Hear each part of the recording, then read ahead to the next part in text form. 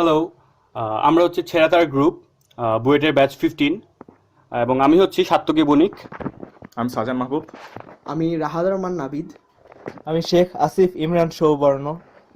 আমি নুসরাত জাহান মুনিয়া। অমর 21শে ফেব্রুয়ারি সকল ভাষা সৈনিকদের প্রতি শ্রদ্ধা জানিয়ে আমাদের এই ক্ষুদ্র প্রয়াস।